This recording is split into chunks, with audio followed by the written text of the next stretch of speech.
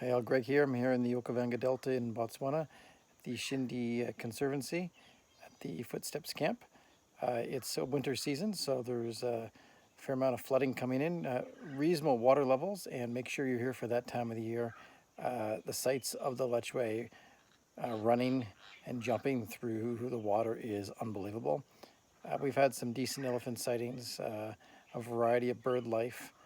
The one thing we really haven't seen a super amount of is cats. We've done okay with the lions. We've seen a number of females and some cubs this morning and last night, which was great. But unfortunately, so far, the leopard has eluded us, and we've spent quite a bit of time trekking around trying to find this leopard. I'm hoping this afternoon or briefly tomorrow morning we get a view of a leopard before we go. In terms of gear, you're going to need some reach here.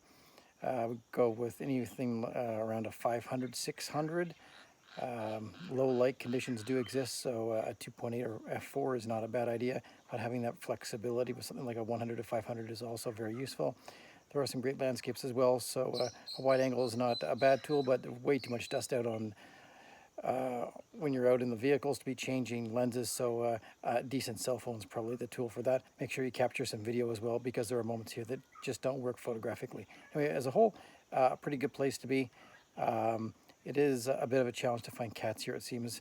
And I should mention, of course, we had two great wild dog sightings, which were my number one thing that I was looking for when I was here. So the wild dogs have been amazing.